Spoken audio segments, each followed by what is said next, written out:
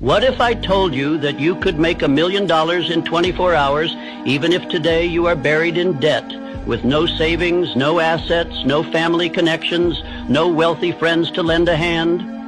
What if I told you that you could cross from poverty into prosperity faster than the clock strikes its next cycle, even if you have failed in business, wasted years drifting, and find yourself now with nothing to show but regret? You would call me extreme. You would laugh in disbelief. You would whisper to yourself, "It cannot be so." But I tell you, I've seen fortunes turn in a single day. I have witnessed wealth rush toward a man as sudden as a storm, while his neighbor waited decades in vain. And I say to you now, it is not chance, it is not accident, it is not luck, it is law.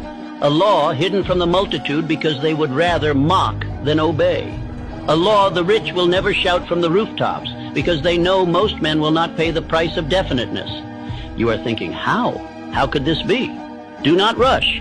If I were to give you the answer in one word, you would dismiss it as too simple, too unbelievable. That is why I will not hand you the treasure in a sentence. I will walk you into it law by law until your own mind cannot escape the conclusion. By the end of this speech, you will not only believe that great wealth can arrive in 24 hours, you will know why and how. But before I show you, let me place a warning before your eyes. If you treat this as mere entertainment, if you drift while you listen, if you take these words as inspiration but not as command, you will gain nothing. You will walk away exactly as you came, poor, doubtful, waiting for someday. This law does not honor the lazy.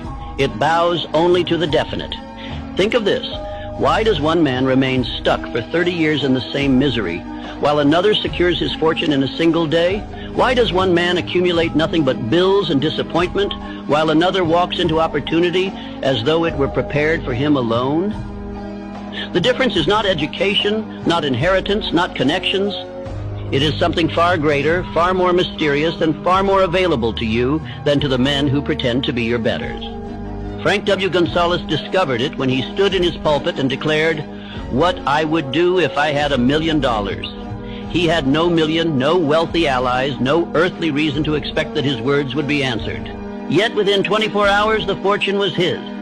Not because of chance, but because his words carried definiteness, desire, faith, and decision. He preached as though the money were already in his hands, and by morning the world had obeyed him. This is the law you are about to hear. The law that riches flee from vagueness and leap toward definiteness. The law that time itself bends when desire burns white hot. The law that money